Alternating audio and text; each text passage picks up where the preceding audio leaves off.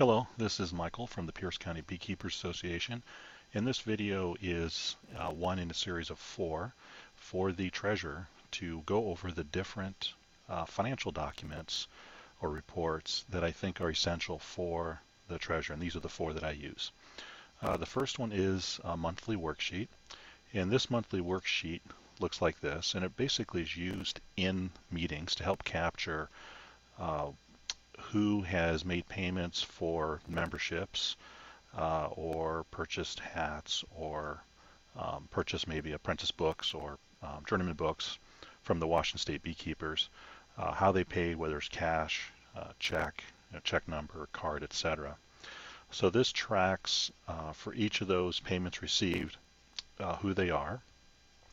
And this is actually, I do this by hand. I print these out, and it's just much quicker to just fill this out by hand in a meeting. Most of the transactions for the club actually happen during meetings, with the exception of maybe some online credit card transactions. Additionally, on this page, besides collecting memberships, it also collects other source of income. So sometimes members are buying jars or honey or and maybe some other things I can't think of at the moment, and just how they paid there, as well as expenses. And most of the expenses are reimbursements. Some of the members will purchase maybe office supplies for the board, and you write them a check to reimburse them for that. The couple of features of this, one is this coding up here is actually defined down here. So if you ever forget what that is, you can just list it there. And the asterisk represents or is an indicator for whether we've paid the Washington State Beekeepers for the books that we sell. The apprentice books and the journeyman's books and the master beekeeping books are all pass-through. We have an inventory, we sell them, but then we have to give the money to the Washington State Beekeepers. So this is an indicator that I use to verify that we've paid them for books that we've sold.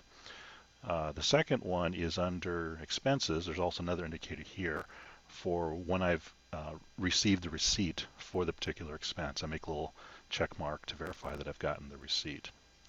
So here is that form. I think this predates me, and I've made some improvements to it, and I'm sure as you take it on, you'll improve it as well.